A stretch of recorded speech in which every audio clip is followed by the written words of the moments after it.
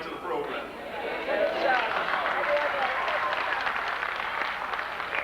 All right, what I'd like to do for you is I'm going to read my favorite paragraph from Marcus Garvey, and it's one paragraph, and it has to do with a part of the plight of the African Americans and people of African descent today. Lagging behind in the van of civilization will not prove our higher abilities. Being subservient to the will and the caprice of progressive races will not prove anything superior in us. Being satisfied to drink the dregs from the cup of human progress will not demonstrate our fitness as people to exist alongside of others. But when, of our own initiative, we strike out and build industries, governments, and ultimately empires, then and only then will we as a race prove to our Creator and to man in general that we are fit to survive and capable of shaping our own destiny. And I hope everyone in here was able to understand what he was trying to say. We have for too long as people been satisfied with saying that we have survived through slavery for 200 or 300 years. We have too long as a people have been saying we are great people because we have survived through the prejudice in this city and in this country. We have too long as people have said that we have survived through all of this. And now it's time for us to say surviving is not what makes us great. It's striving that will make us great. And we have to reach out and go for it. We have to do what it takes. Economic empowerment is where it's at. And that's the purpose for sending out children to college. That's the purpose for us going to college and trying to obtain that ultimate goal. So I hope that this program, like a stone thrown in still water, can send out waves of knowledge in ever-winding circles of understanding. And now I'll bring on your moderator, Dr. Chandler.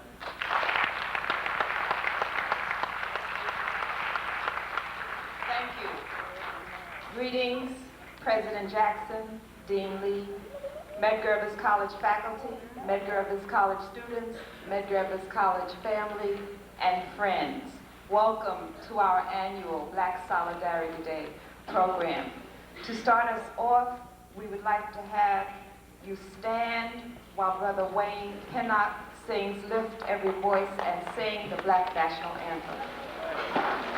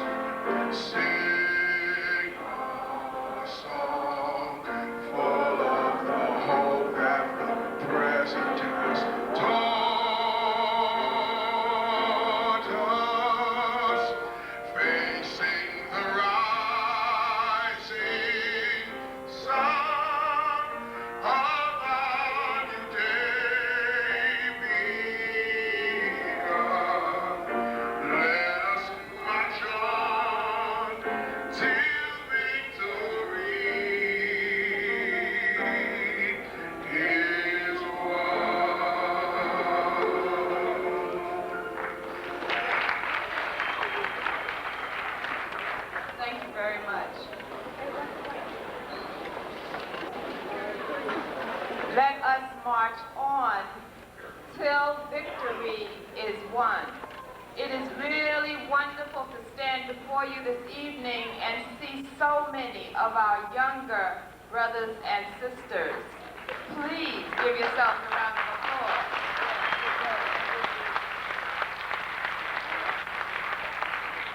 We have a wonderful program for you this evening and hope that you will be able to stay through its entirety because you are indeed in for something great.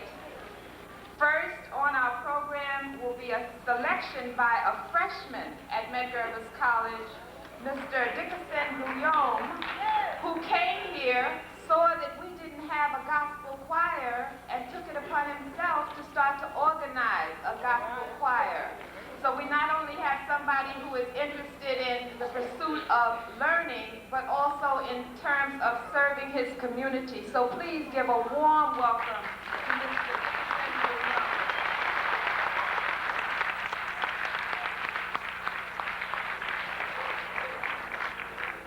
Why I love being the MC. Well, he's coming to sing before us later. I was just informed that the program has been altered, that the Medgar Evers College dancers are coming on. You're still in for a treat. Medgar Evers College dancers, a group of young women and men who have always risen to the occasion and come and perform at various programs that we have. And we really want them to feel welcome. I don't want you to be disappointed because we will hear the young man sing later, and I'm certain that you will be not disappointed when you see what they have prepared for us. Please welcome Medgar Evers College dancers.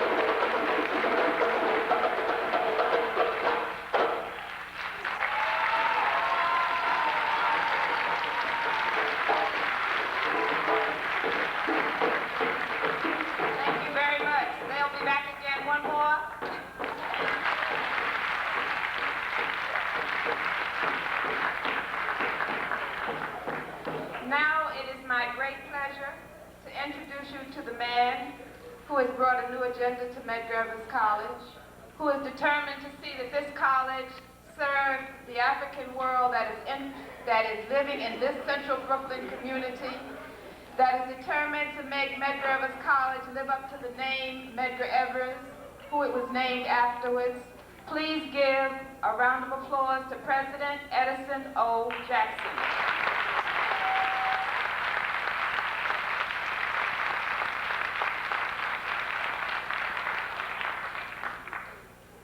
To Professor Zala Chandler, to the members of the Student Government Association, to our students who are here with us this evening, to our faculty and staff, and to the young people who have come to witness this afternoon, and to our friends, good evening. Good evening. Good evening. Thank you. I consider it an honor and a privilege to have been asked to give greetings on this very important occasion, Black Solidarity Day, here at Medgar Evers College. It's an opportunity for us to come together to celebrate our achievements as a people. It's an opportunity for us to reflect upon the past, the present, and our future.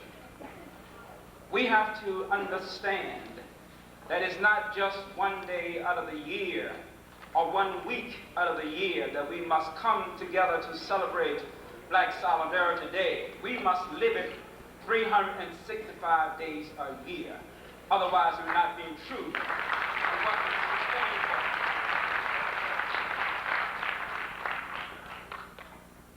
Some people will say that the problems that we find in our communities are insurmountable. Some people will say that the opportunities that are waiting us are insurmountable. And I say that, and I believe that neither the problems nor the opportunities are insurmountable, because we have the capacity to win and to win victoriously. We come from a great people, but it is important that we also understand that we must be builders. We must create. We must understand our responsibility and our relationship and our interrelatedness to one another. We have a responsibility to reach back and bring someone else along with us. As in any civilization, we know that knowledge is power. And Medgar Evers College is dedicated to the notion, to the principle, that we have a responsibility to lift up our people, to create leaders, to create change agents, people who will come and return to our communities and to make a difference.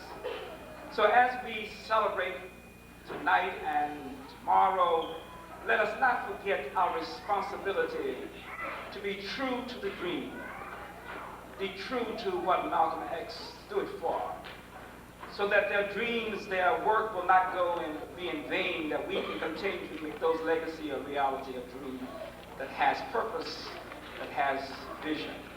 So I say to you again, welcome to the great Medgar Evers College. This is the place to be. Thank you very much.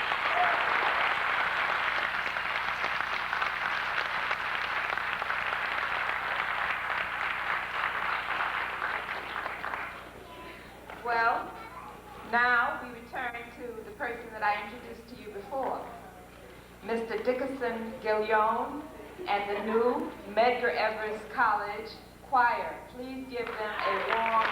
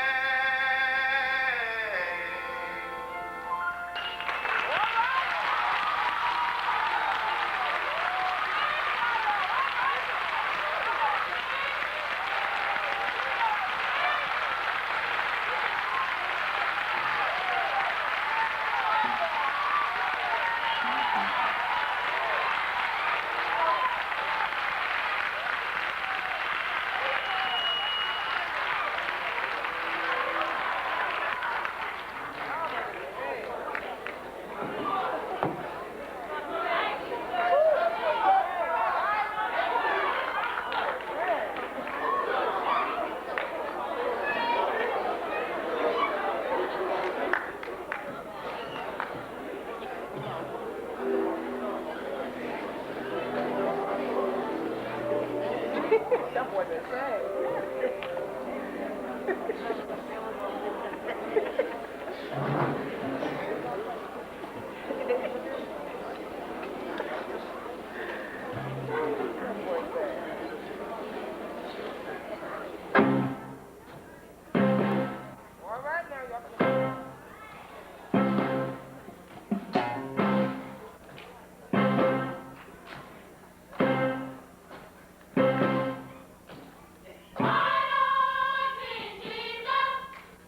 man cannot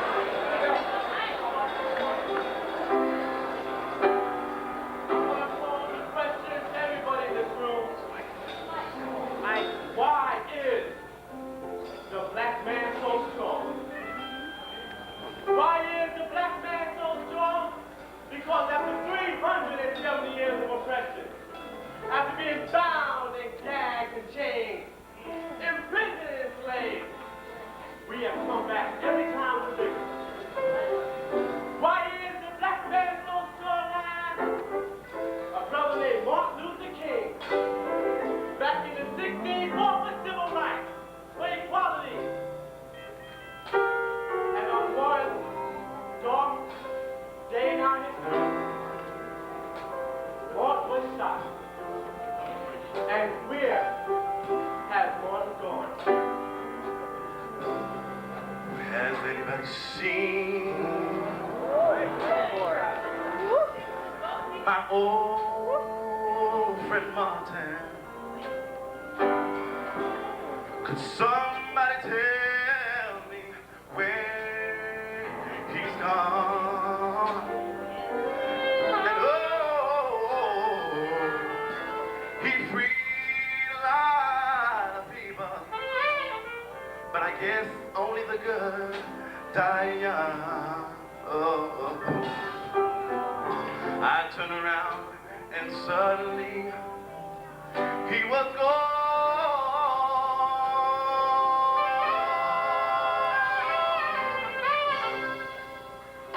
Why is the black man so strong? Because of a man named Marcus Garvey, who has institutions, streets, and community-based institutions. And he can. Another young, strong black leader dies. Where, may I ask, has Marcus gone? Sing, Robert. Sing, Rob.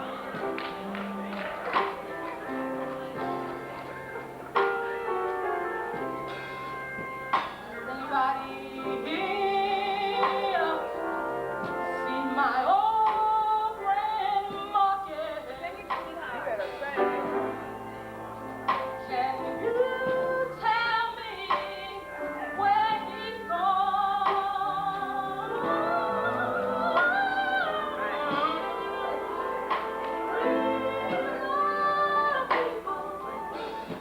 But the good thing that I am, I looked around,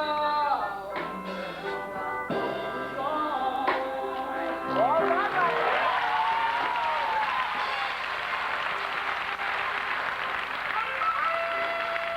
Why is the black man so strong? There's a man named Medgar Evers.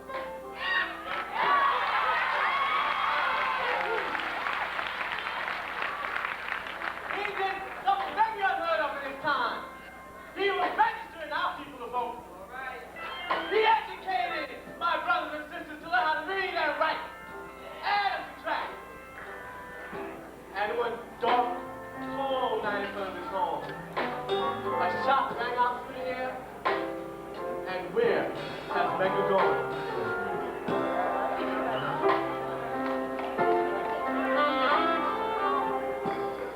Has anybody here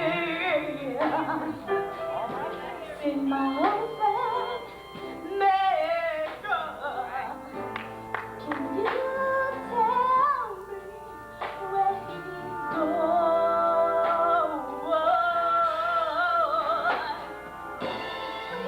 With a lot of people, but they say die young. When I looked around, he was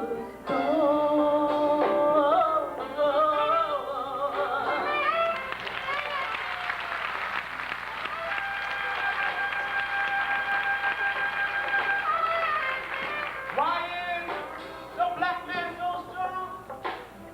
There's a man called Malcolm X.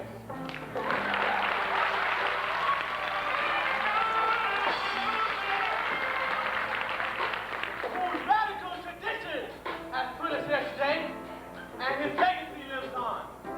Another strong black man with institutions, streets, and community-based institutions named after him.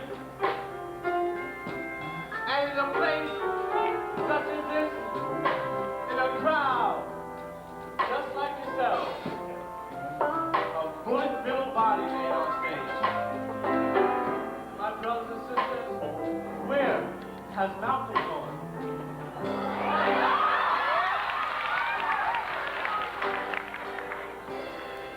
Has anybody here?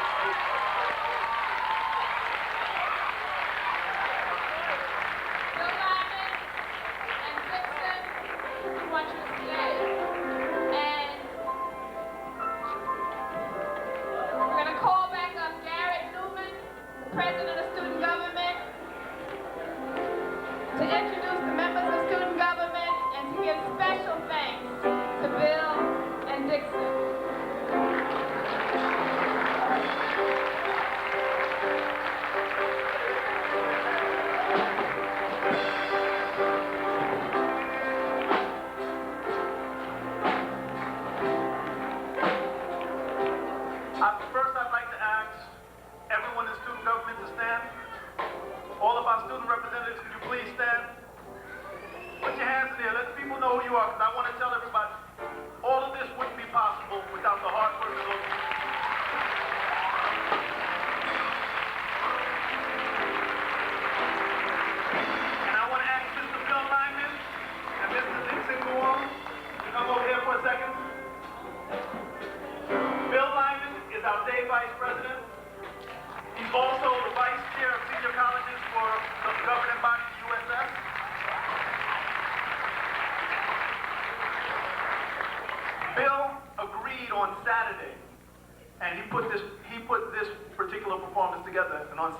put it together. And I think it was a work of art, and I just think he needs a special hand of applause.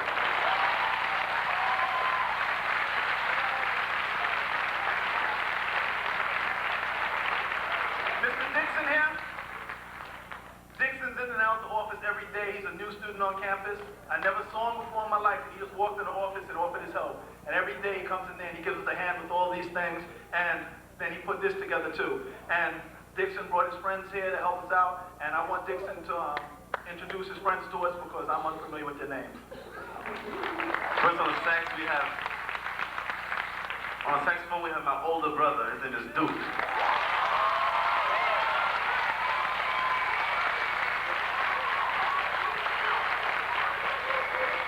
On the keyboards here, the expensive stuff that I can't afford, his name is Joe.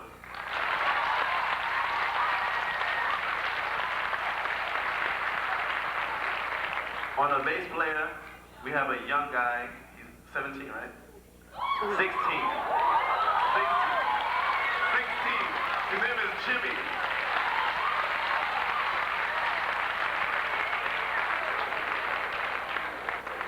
And on the drums, I have my other older brother. He's playing the drums here.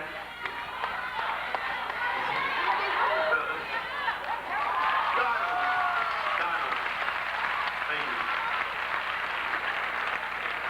I would like to ask the ladies to leave the phone numbers for the band in the rear at the table. Now, I want to introduce a couple of people from student government who really were instrumental in this, and a couple of key people in the crowd. I can't recognize everybody. I wish I could. I'd love to recognize the audience because it's unbelievable the amount of people we have in here tonight.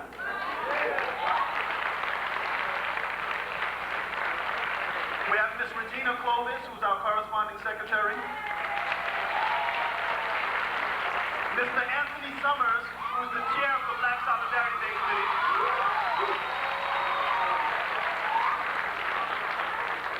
Liebert David, the evening class vice president.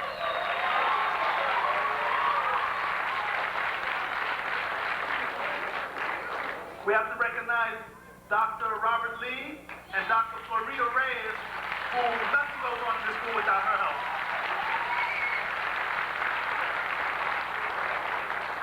And I'm certain the treasurer is out there somewhere, Camille Williams, because she signed the check for half of this.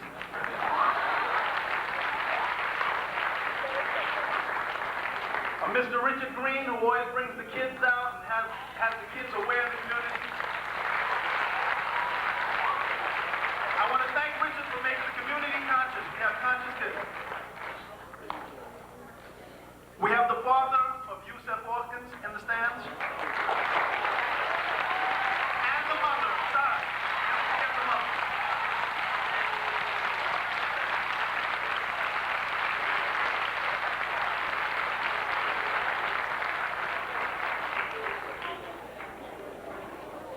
We have Wayne Patterson in the audience. Wayne Patterson, he's the genius behind all security for student government. And we have Tony Akeem, who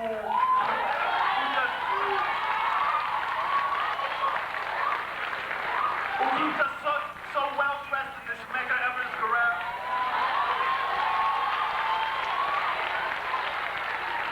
He's made the Medgar Evers look a style now. I think everybody's getting into it now. And I think that's enough for me and all of this.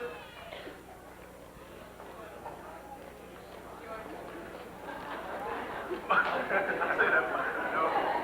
We have Dr. Adediji in the crowd, who's our faculty advisor, and who's always been and probably always will be the faculty advisor for student government.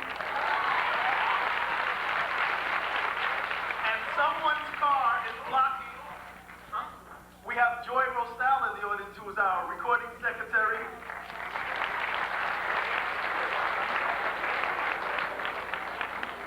I want to thank Joe Smook for his reproducing all of your programs and everything else.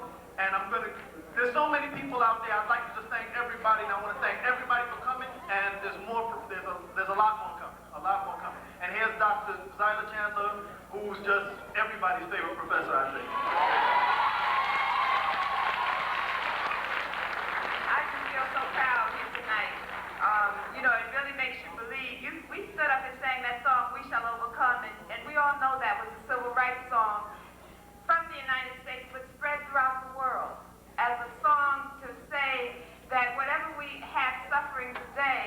not always be. That indeed one day we will be on top, and we will show what the top should do.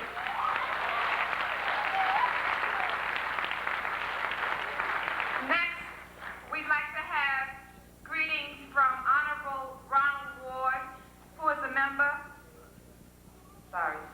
I'm sorry, someone's car on Crown Street is double parked. It's 5KH552. If anyone has that car, could you please move it? Thank you.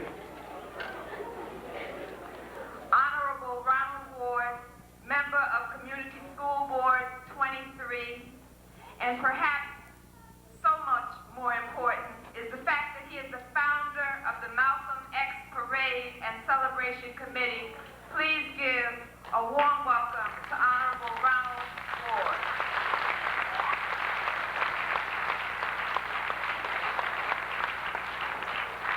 Thank you, Dr. Chandler, to the staff here, to the student government, Tony Hakeem, President Jackson,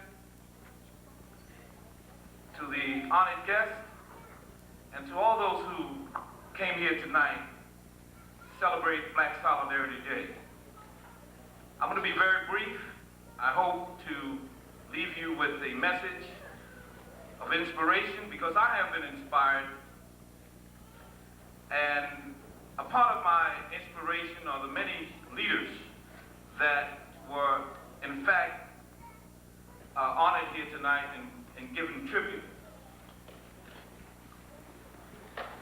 This year was a rather tragic year for me, although tragic in the black community is not new. I lost a son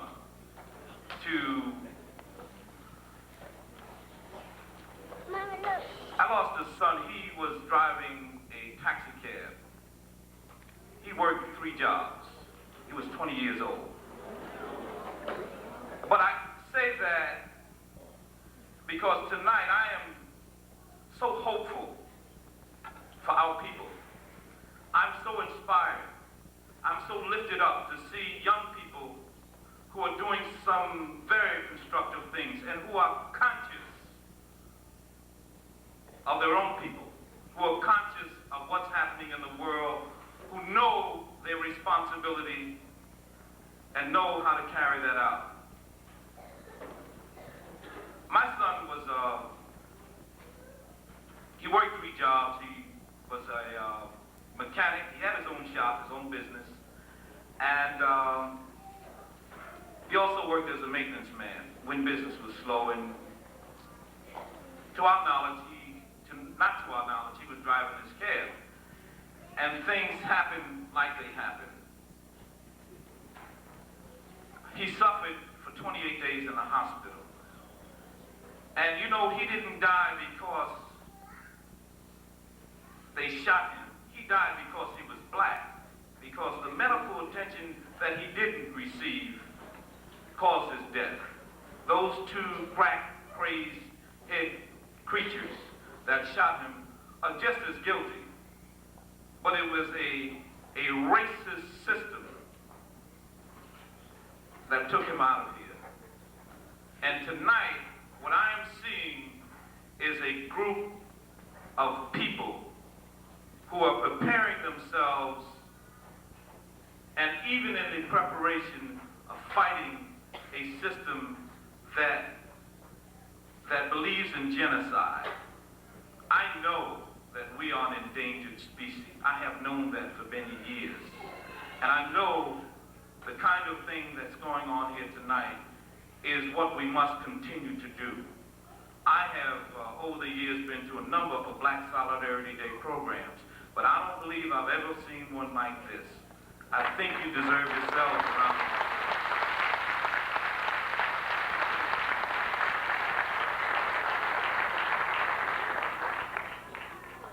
I want to pause a minute, and I want to ask everybody who's under 90 years old to remain seated, and those who are younger than 90 to stand.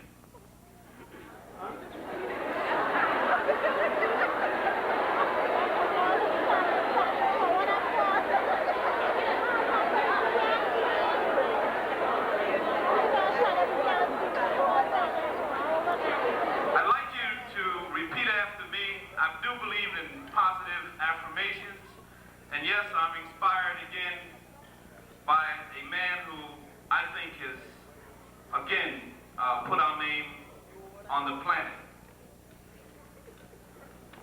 I'd just like you to repeat after me at the count of 3. 1, 2, 3. I'm a winner.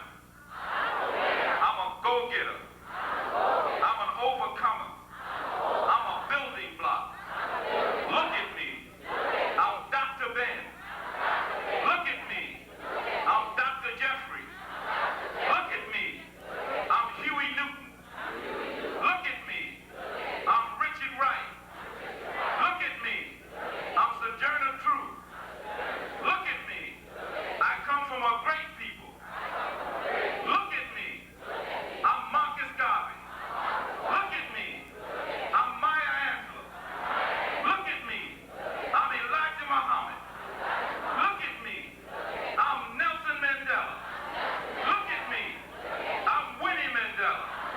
Look at me. I'm Medgar Evers. Look at me. I'm Malcolm X. I am somebody. I am somebody. I am somebody. I am somebody. Now give yourselves a round of applause and be seated. I thank you.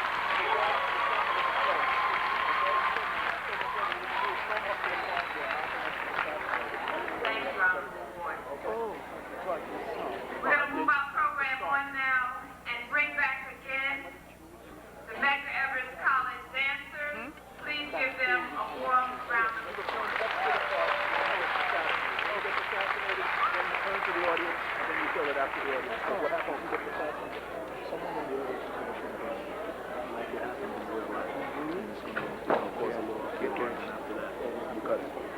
Okay. You know what?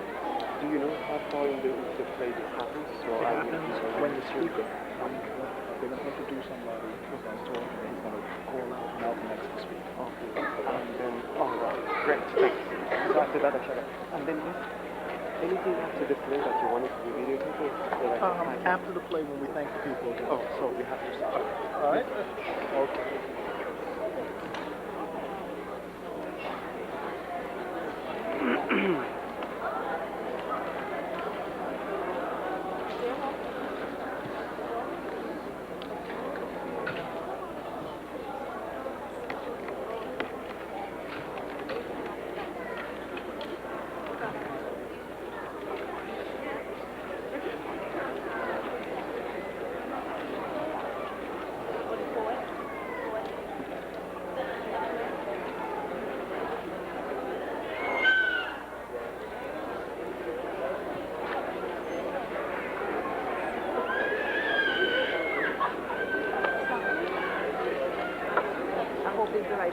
Hi. I'm okay.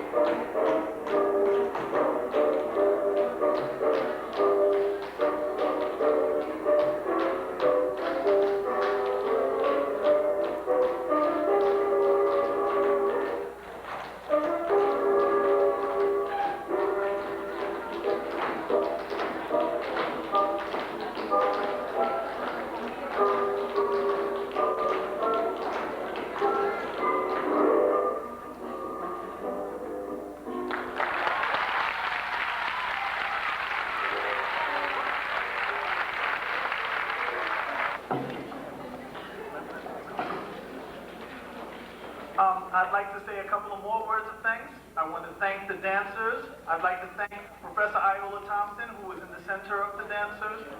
She is the coordinator of our dance group.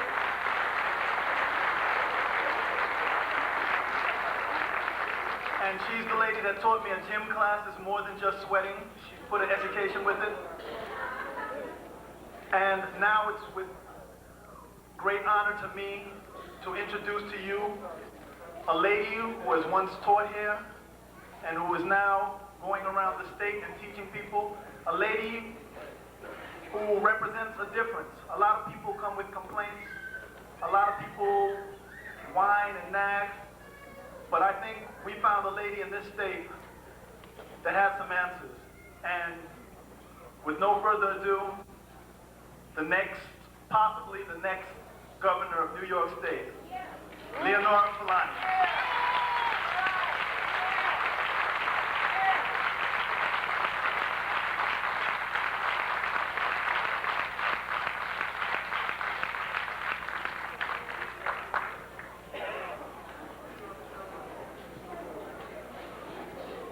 Good evening. Assalamu alaikum to my Muslim sisters and brothers. I'm very honored to be here tonight. I have like 10 minutes, so I'm not going to pull any punches. Plus, I have about 10 minutes worth of voice left. I'm thrilled to be able to participate once again at Medgar Evers College in a celebration of Black solidarity.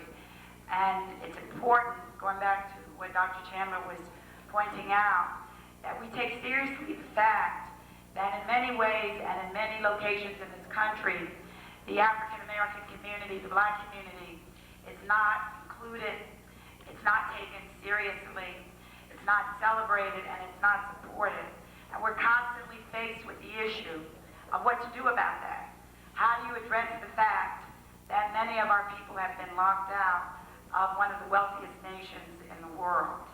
I think one location to have a look at that's extremely important is the electoral arena. In 1960, and the 1960s and the 1970s, we spent a tremendous amount of time fighting for justice and for freedom. In fact, that's been the legacy of our people since we reached these shores. And in all of that fighting, and in all that marching, and in all that demonstration, all of one area, an arena that we left untouched, was a two-party political system in this country. A system that deserved to be turned inside out, changed from the bottom to the top, cleaned up relative to the issue of political corruption, and controlled and led by the African American community and other disenfranchised people. I'm running for governor of New York State as an independent, and I'm building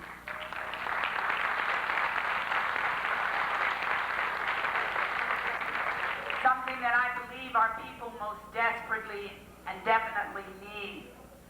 It's important to recognize that Black solidarity cannot be accomplished, in my opinion, unless we as a people have Black empowerment, and that is not an abstraction. We have to be empowered to fight for the things that we need and deserve in a country that has locked us out. My campaign for governor is dedicated to a fight for youth and democracy. And that too is no abstraction. The young people in the African American and Latino communities of this state and country have become an endangered species. People are aggressively attacking and undermining and in many ways murdering our youth. And as a Black leader, as somebody who cares about solidarity, we have to stand up and respond in very powerful ways to this. Our young people are dying from racism and poverty. They're dying from drugs. They're dying from despair. I'm a psychologist, a developmental psychologist. I have a practice in Harlem.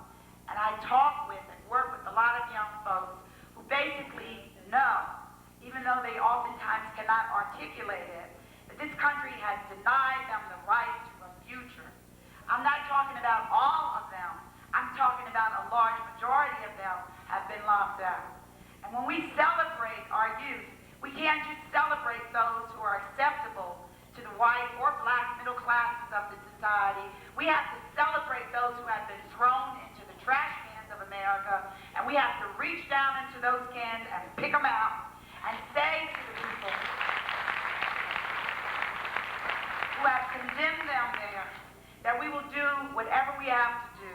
We will do by any means necessary the work, the job and task of raising and saving our youth. My campaign is dedicated to Yusef Hawkins.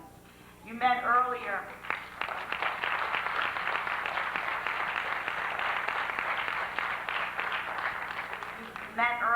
some of you, and greeted the father and mother of Yusef. And one of the things I want to say about them, I'm a parent, a single parent, a happy single parent. I have two children. I have a 17-year-old daughter and a 13-year-old son. And as most parents in our community, I worry about them in a way that's probably equal to paranoia, because I'm trying to raise two black youth in a society and country that don't particularly like y'all. What I feel about Diane Hawkins and Moses Stewart is much deeper than I can ever express. When I'm tired, a lot of times I think about them, because what they did with the murder of Yusef, of their son, of their baby, was to allow the African American community and other disenfranchised communities to use it as a vehicle through which to fight and become empowered. That's a very special thing to do with pain. When you lose a child, what you most want to do is to crawl up in a corner somewhere and not be bothered and let time go on. But what they've done is given us an opportunity and a platform to stand up and fight for all of our youth, and they deserve to be supported 100% all the way.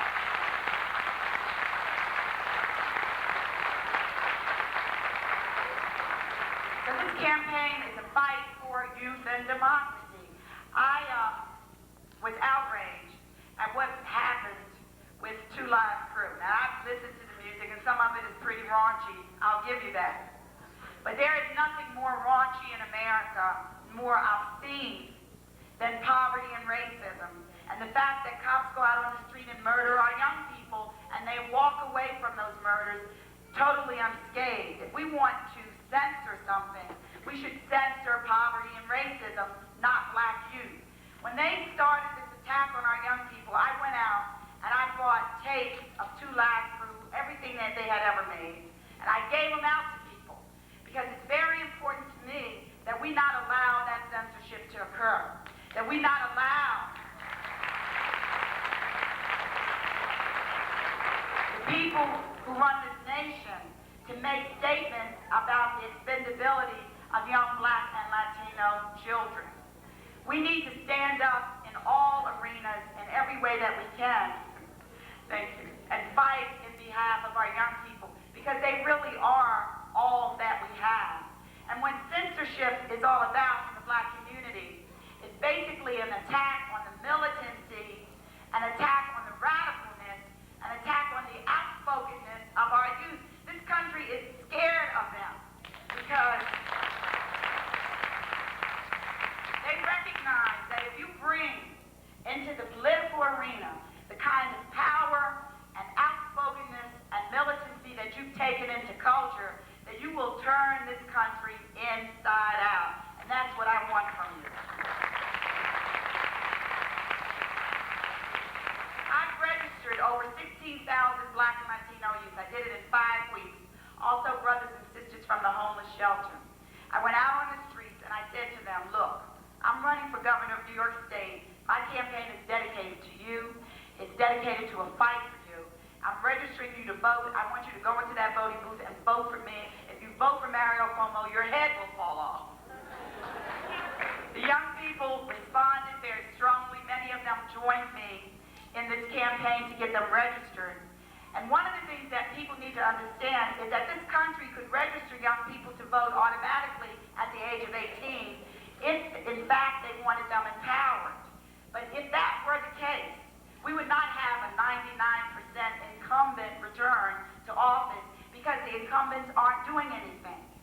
The reason why I'm building the New Alliance Party, a black-led, multiracial, independent party, is because I believe we need an independent political tool to fight.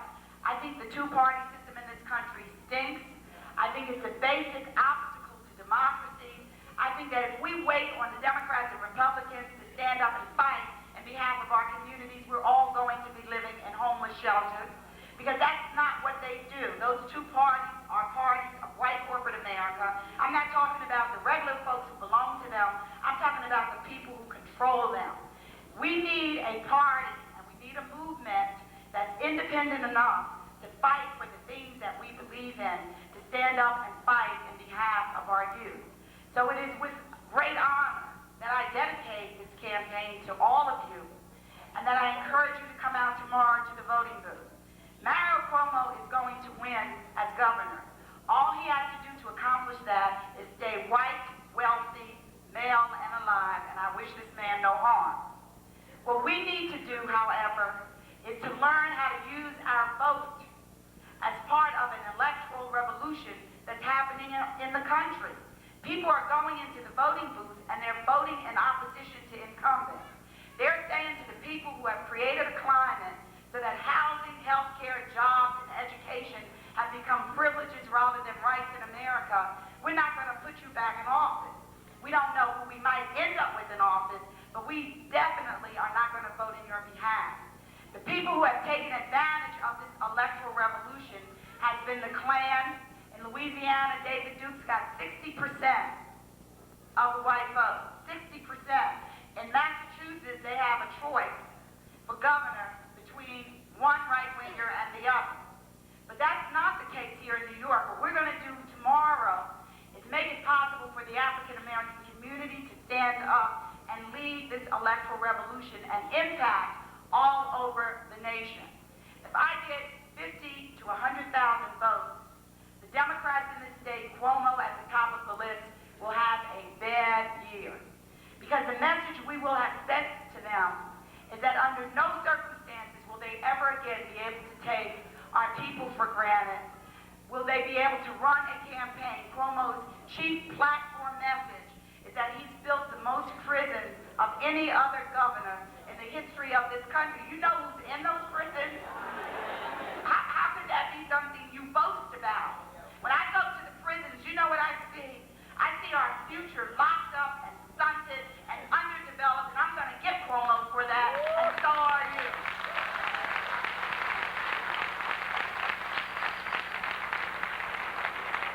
One other thing that I want to say about Mr. Cuomo, he has a commercial in LIB and an advertisement where he appears with Nelson Mandela.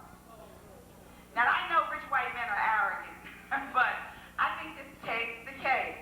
Nelson Mandela did not stay in prison for 27 years so that Cuomo could win an election for the third term in office, having done nothing for the black community in this country other than build prisons.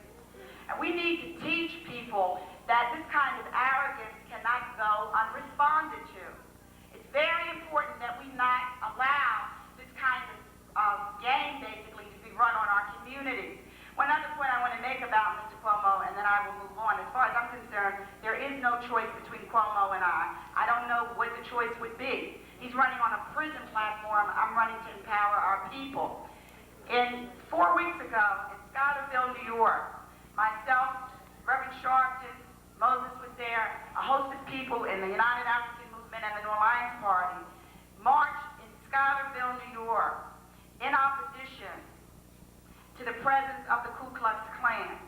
Now, many people think the Klan is something that's a memory in a 1960s textbook, but they were alive and well in Schuylerville just one short month ago, marching around in hoods and burning crosses on people's lawns.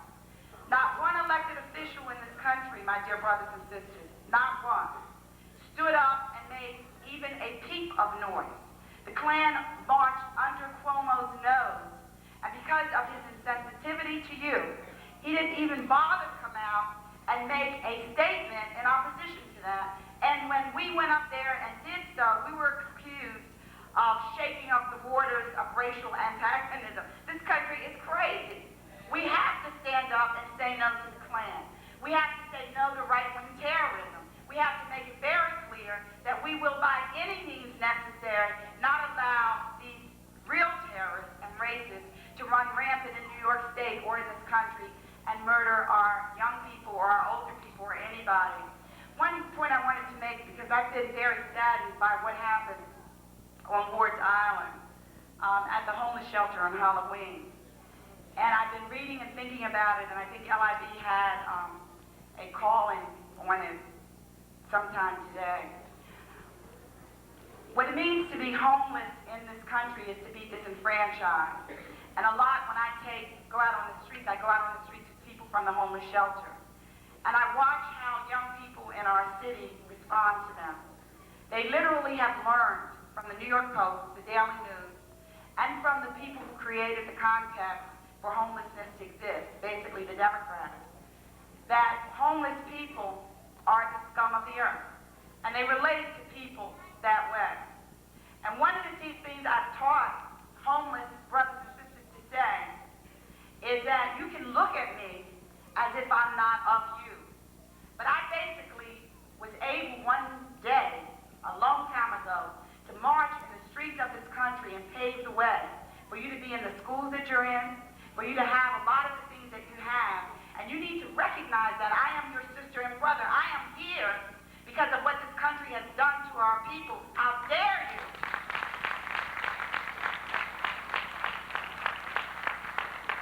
That is the murder by whomever did it, and you can never believe the newspapers because every time something goes wrong, our youth get blamed. But the murder actually is ordained and supported by an environment that has created homelessness in the first place. Our kids are learning violence by a very violent society. It's a violence to be living in a shelter and to be living on the streets of New York. So when people are trying to figure out how could this happen, we need to look to the political structure, the power structure, and be clear on that. I have to bring this to a close. Basically, the message that I'm bringing out is a very critical one. I'm running for governor not to advance my political status. If I wanted to do that, I'm good enough. I would run as a Democrat, get elected, and you all would have another hat. I'm running because I want to empower us. I'm on the ballot, column G. It is very clear. You can walk into the voting booth and see it. There are lots of fights going on in the black community about what's black enough. If NAP is really black led, if I'm black, God knows what that means. The reality is that the only black person on that ballot tomorrow will be the woman who's standing up before you. The New Alliance Party is not a black party, but it's the party that the black community has by virtue of our agenda and by virtue of what we've built. I need for you to embrace me on column G in a way that you've never touched anything ever before in your life, so that we can come out of Tuesday empowered enough to stand before the political establishment in this state and say you will never ever take me or our people for granted again. I need for you to stand up and join me, and the other candidates on the ballot will have information in the hallway. There are 23 candidates and many in Brooklyn, and raising the issue of what we need to build in this state so that our young people can have a future. I want to express my love and solidarity to all of you. I love your hairdos, I love your t-shirts, I love your chains, I love you dearly. But you need to use all of that power and transform the political agenda in this country so that you're included in. And if you follow me down this road, I promise you that everything that we win, everything that the New Alliance Party wins, will be given to our people in our community in the strongest statement of solidarity. I have to say that I got endorsed by Reverend Sharpton and Minister Louis Farrakhan. I'm very honored to have those endorsements, and the New Alliance Party worked our everything off to give them. So we are standing together as a statement of solidarity to support all of you. You got it. We need to use it. Column G, we're growing great and grassroots. Love you dearly. Power to our people. Happy solidarity.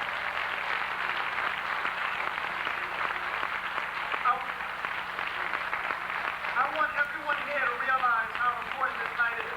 This is the night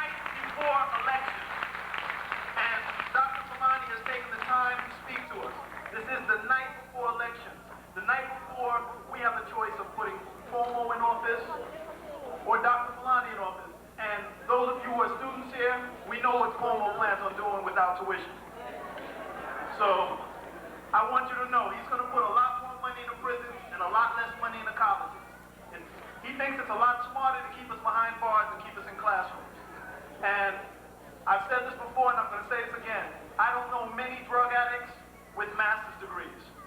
I don't know many chain snatchers or purse snatchers with master's degrees.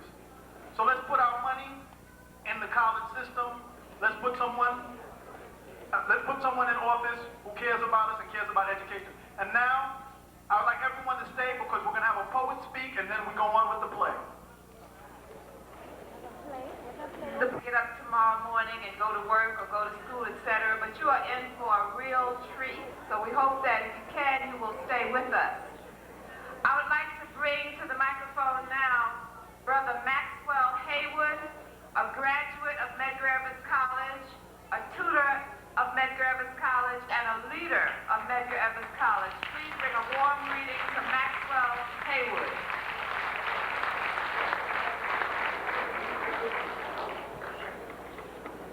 Good night, brothers and sisters.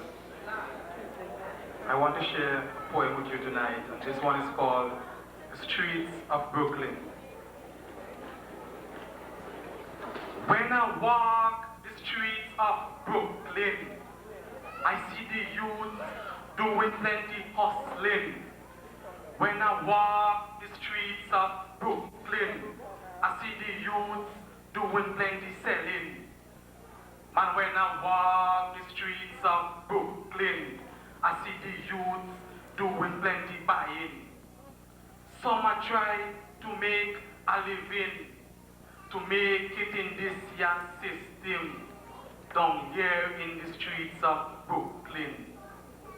And when I walk the streets of Brooklyn, I see some people doing plenty begging. When I walk the streets of Brooklyn, I see the youth doing plenty sniffing. And then I ask myself, what is that? And then I ask myself, what is that? Some say it's cocaine, some say it's crack. When I walk the streets of Brooklyn, I'm hearing about racial killings. Them talking about Joseph Hawkins. You know who killed him? This vicious system full of racism.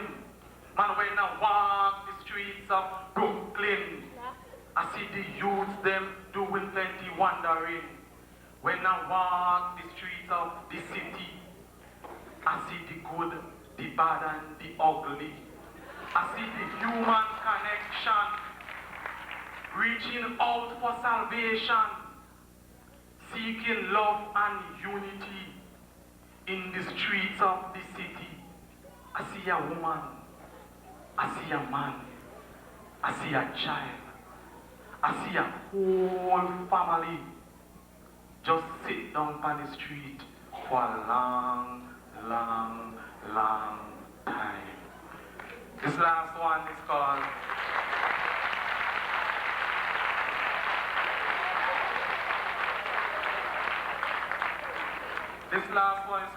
Third World Struggle. It must be waged. Yes, it must be waged.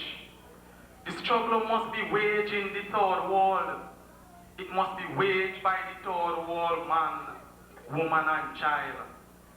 The working class, the peasantry, with history and our destiny in their hands, with fire in their eyes, I know they will realize that the struggle must be waged in the third world. The women, the youths, the teachers, the preachers, with urgency in their minds, now they realize that the struggle must be waged. The musicians, the singers, the artists, the painters, the writers, the poets, the scientists, the technicians, I see them gathering the thread that runs through them all. And like the moon, the stars, the sun, the masses will shine on and on because they realize the struggle must be waged against oppression, against exploitation, unemployment, tribal wars, miseducation, against diseases, malnutrition, brain drain. So it have to wage. Yes, it have to wage. The struggle must be waged in the tall hall.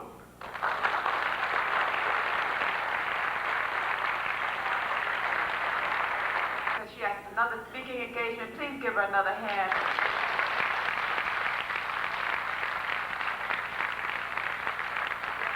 We have another poet now who will bring us a presentation that is forwarding the play that you're all waiting to see, a wonderful play by a former student of Medgar Evers College, tribute to Malcolm X. Please welcome with a round of warm applause, Michael Reese, a poet.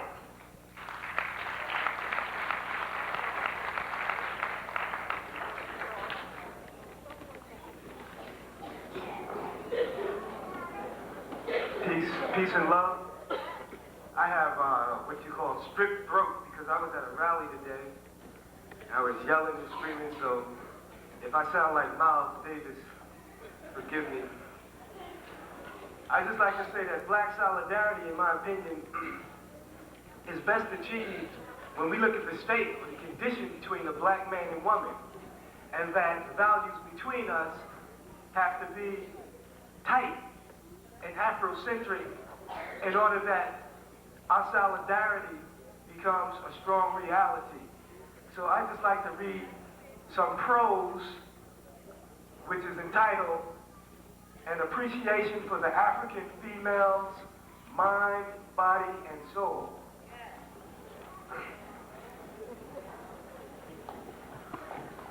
I am an African male warrior that will spill blood for the perpetuation of the progressive consciousness of my sisters in struggle. No one shall disrespect you in my presence as long as I remember who I am. My historical mission has ordained me to protect you, for you represent the universal womb from which all life came. I appreciate you for your strength and will to live and cleanse the world of a man's quest to dominate the natural order. I will not walk on unbalanced soil without a shovel. I will not build upon the false sexist notion that your place is where I'm relegated, for you have power in your strut alone that can bring me back down to earth. I appreciate you for being mentally and physically fit and in tune with the spiritual order of our Creator. You represent the magnificence of creation, the genesis of our species, and the glory of God. I will strive to build a nation where its anthem shall decree your proper place in history as the backbone of all of humanity. I will determine my own destiny as a soldier at war with the destructive values of modern-day civilization, one that castigates your soul and exploits your presence to the status of a slave.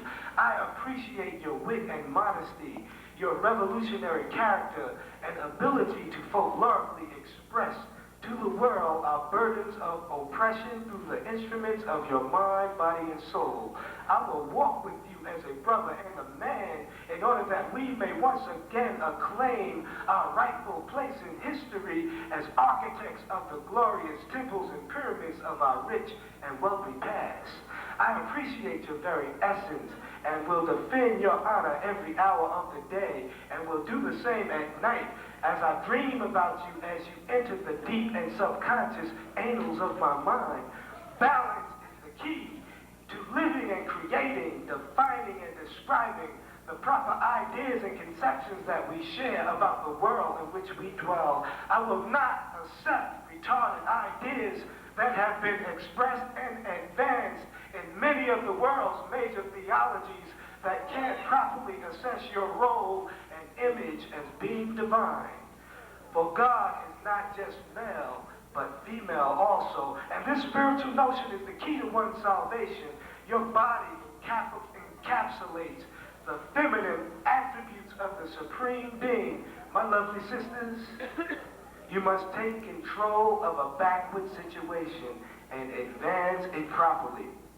My commitment is my belief in a balanced concept of God. We must build a nation together that follows laws and principles we can comfortably digest. I appreciate your existence and challenge you to take a deep journey within the ancient culture of our ancestors along the Nile.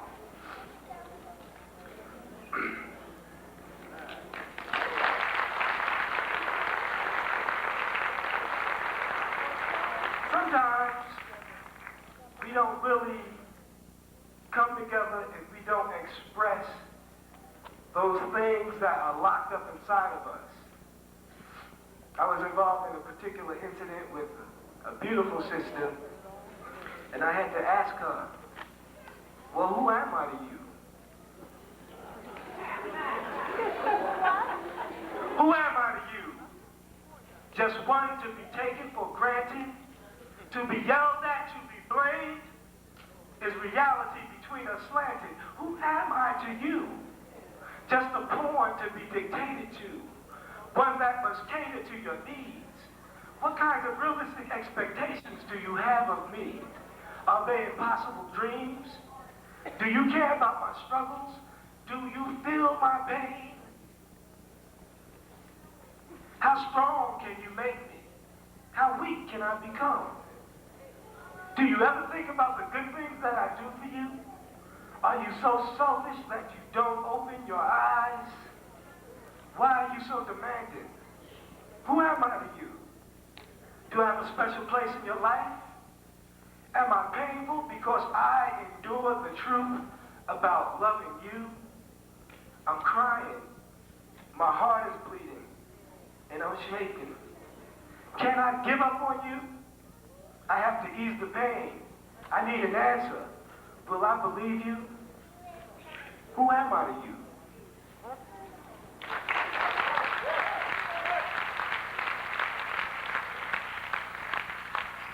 So eventually, I think I answered this question to this particular individual, and I just said, I'm your brother. I'm your brother, all right? You say I'm just a brother to you. This is more than true. I know I'm not your man, but do you really understand the difference between the two? Well, let me just explain before I go insane. A brother loves you more. He'll die for you for sure. A brother's a friend until the very end.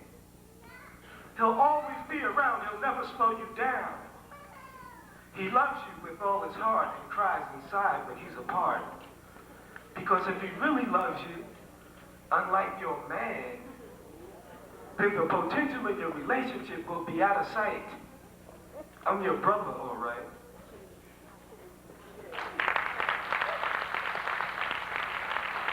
This last piece I'm going to read, because my throat is really sore. I'm going to invite up my good brother Omare to read 2 poems, and then we're going to go right into Brother Titus Walker's play, Tribute to Malcolm. Black solidarity is key, you see. We want our freedom and humanity by any means necessarily by any means. For we must unite in our fight, because it seems to be the only solution, a strong militant revolution. Black solidarity must be our plea. We must demand respect and liberty. Our problem is not us, as it may appear. It's white supremacy, neo-colonialism, and imperialism. Are we clear? Brothers and sisters, don't be confused. Our culture and history has been abused. We must recognize the wrong that's deeply within, but continue to rebel against all our enemies and win. But continue to rebel against all our enemies and win. For when we are all slapped, whipped, and murdered by those of white skin, we must rebel against all our enemies and win. We must rebel against all our enemies and win. So let's realize that black solidarity is not a 60s fad. It's just a mad, mad, mad reality. A response to our condition, one of sad recognition, of poor definition. Therefore, let us put the key in the ignition of our movement for liberation and challenge ourselves to revolt and get off this modern day plantation. with house nigger mayors and overseers like Cuomo and homo slave masters like Bush. We must push. Yeah, we must push hard and knock down those silly greedy clowns that hate us, rob us, rape us, and castrate us. Brothers and sisters, don't be misled. It's about it's about black solidarity. Enough said. Peace. Here's my brother Omari. I'd just like to say Hotep to everyone. I'm very happy to be up here. It's so nice to see all these African faces smiling at me. Basically, I have two pieces. The first one is called Black Butterfly, and I'm really going to let my poetry speak for itself, and I hope that it touches you.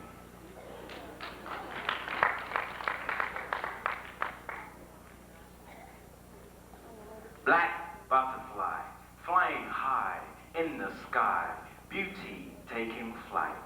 Carefree spirit, dancing under sun, blessed with many a shade, precious memory never fade from my heart. Take my hand, teach me your sacred dance of love. Let us entwine like vines, show me your secrets. Take me to your temple, and I will kneel at my altar and sing my praises to Africa's sacred face. For she was beauty before beauty came to be.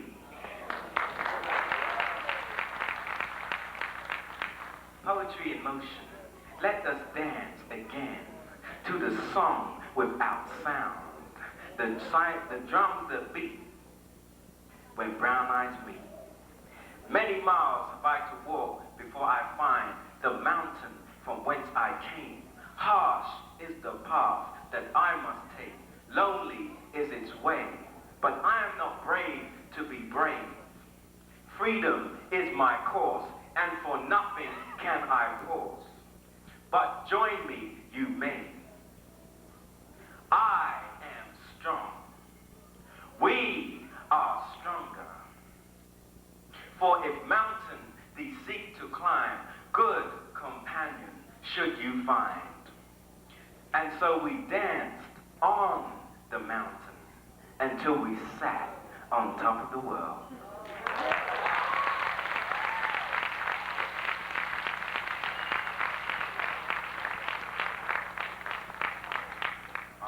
The final piece is dedicated to our great brother, African brother Malcolm X.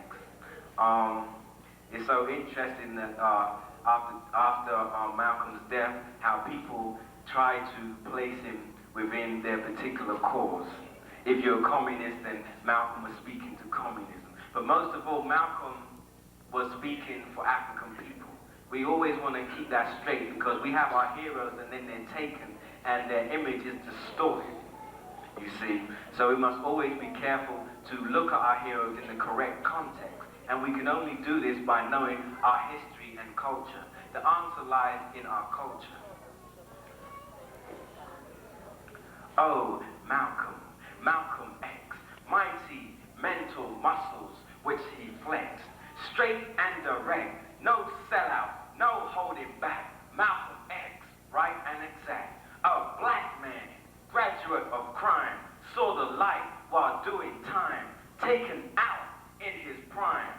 Our shining black prince redefined the struggle for civil rights with nationalistic plans, seeking unity in community, nation, and race, despite the constant dangers he faced.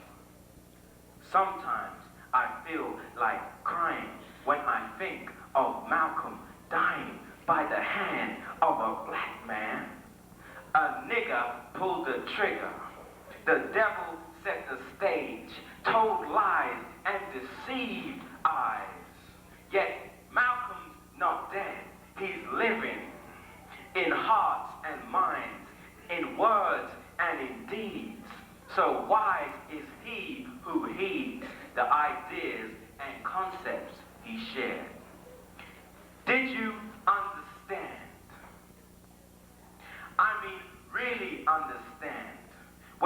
quoted liberty or death? Did you understand the wisdom of the man? Did you internalize the message that he fed? Or do you now glorify the prophet now that he's dead? Did you really understand, really understand when he quoted liberty or death? Standing with that giant X engraved on your chest, written in the blood and sweat of brother Malcolm X. Now you claim you understand constant critique and no concrete foundation, no dedication, institutional decay. Yet Malcolm left outlines to guide. So bring no shame to this great African's name.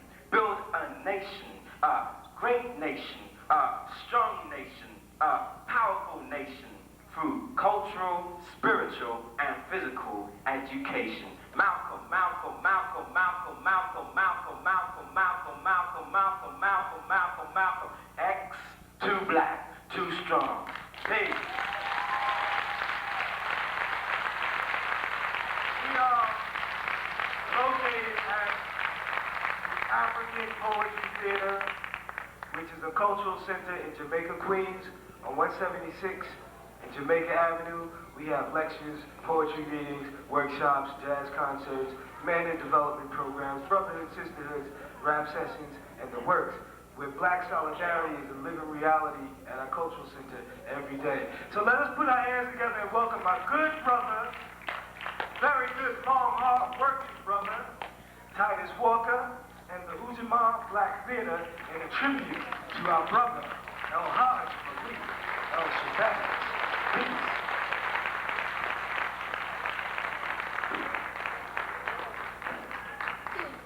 Ujamaa Black Theater.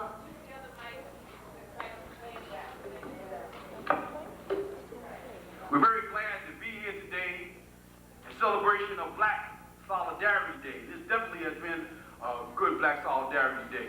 Let's give a hand to the student organization that organized the program.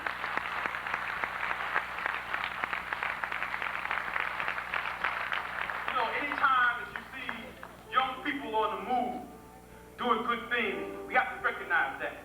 And they've definitely put together a beautiful program today. I also like to say, we hope on May 19th, everybody comes out to the Malcolm X Day Parade. It's one of the most beautiful sights that you could ever see. And we need more support. Last year, we weren't able to get the, what was it? What was it? No. The float. Right. Last year, we weren't able to get the float. So this year, we hope that we get more support. So if there's any organizations that like to donate a float for this year coming up for May 19th, the Malcolm X Day Parade, please contact us. Contact Mr. Ward. Stand up, brother. Contact Mr. Ward. He's the chairman of the Malcolm X Day Parade. You know, I make that announcement because sometimes we don't know who each other are or what role people are playing. And this brother has put together for the past several years a very beautiful parade. Something that if you were there, you would be proud of to see the young people and the children of the district come out and support from all over the city. And if you like to be, excuse me? The parade is right here in Brooklyn. Make the announcement, brother. Titus is really a tremendous, very big person. I want to tell you that. The parade is on Mother Jackson Boulevard, named after a beautiful black historian, a woman who really dedicated her life to us. It's on Mother Jackson Boulevard and Dumont Avenue, right in the heart of Brownsville. And it's held this year on Friday, May 17th. Okay, last year we had about 4,000 people out there. And we want to see everybody, especially the people associated with Medgar Evers College. It's Friday, May 17th. Just so happens to be my mother's birthday. It's a double celebration for me. Thank you very much. Again, see this brother. You know, if you think you can offer some type of support, and sometimes you can never underestimate what skills people have or resources, please see this brother.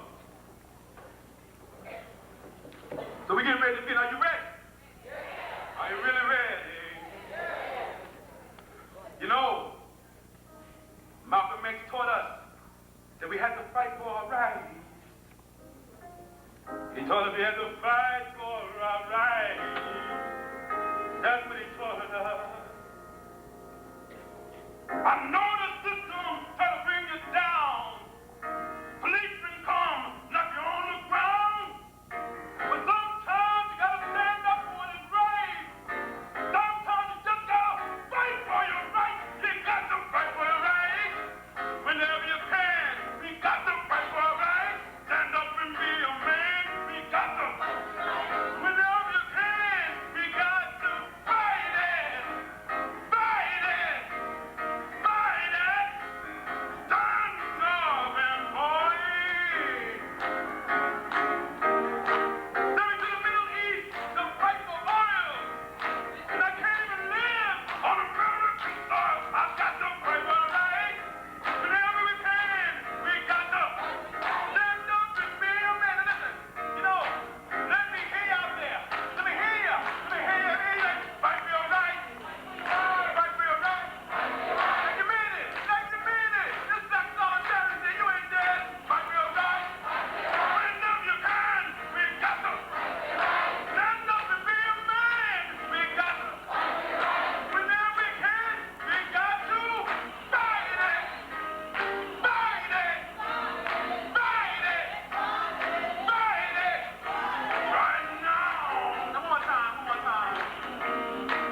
I know the system try to bring it down. Policemen come, boom, knock you on the ground. Sometimes you gotta stand up for what is right. Sometimes you gotta stand up and fight. We got to. Whenever we can, we got to. Stand up and be a man. We got to. Whenever we can, you know what we gotta do? We got to fight it. Fight it. Fight it. Fight it. Right now. Right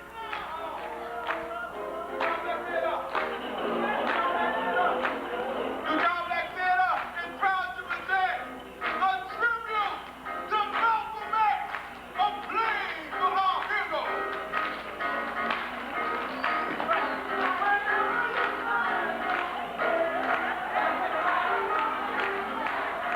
A tribute to Malcolm, El-Haj Malik, El-Shabazz, Malcolm X. A small token of our appreciation and love. A black man who will live forever in our thoughts, our minds, and our memories. And our children will continue to learn of him and his great exploits as he walked among our great African ancestors. You see, we pay tribute to him like we do all great prophets who walk among us, teaching us of the past and of the future. This is not a story about just one man. This is a story about a people, a historic moment that will be captured until the end of time. So let our story begin where most stories end. So let our story begin where most stories end. So let our story begin where most stories end.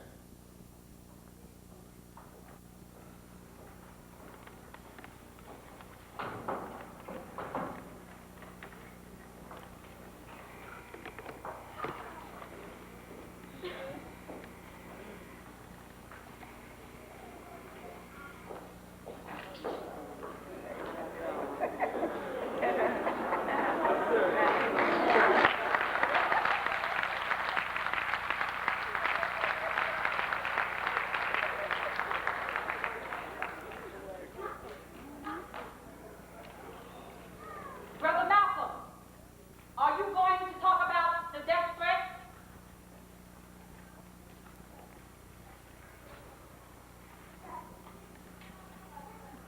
I don't want my personal problems to be the reason for anyone to hear me.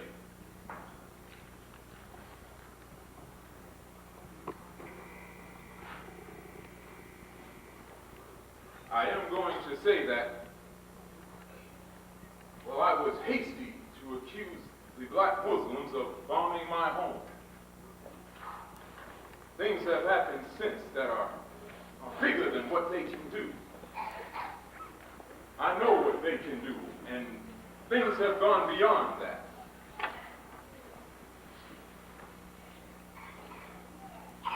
The way I feel I ought not to go out there at all today. In fact, I'm going to ease some of this tension by telling the black man not to fight himself. That's all a part of the white man's big maneuver, to keep us fighting ourselves against each other. Well, I'm not fighting anyone. That's not what we're here for.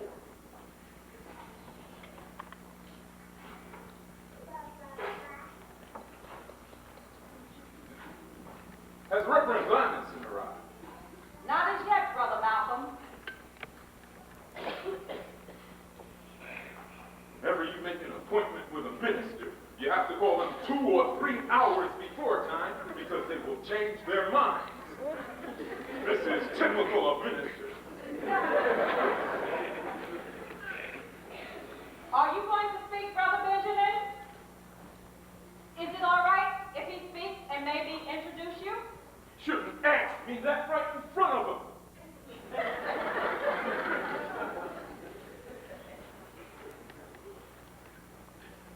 Okay. Brother Malcolm, how long should I speak?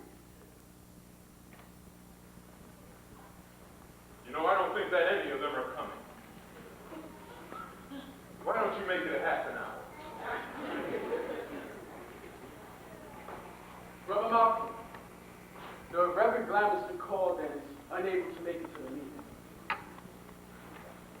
And I just wanted to say, you're my hero.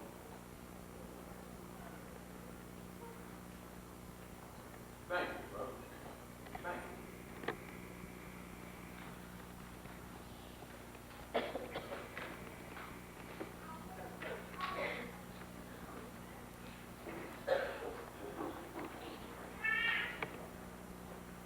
You'll have to forgive me for raising my voice to you, but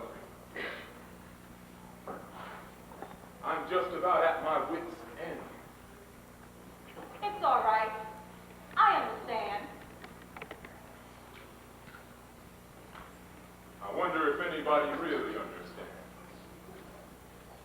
I wonder if anybody really understands. What the black man in the United States needs today is a champion. And now, without further remarks, I present to you one who would put himself on the line for you, a man who would even give up his life for you. I want you to hear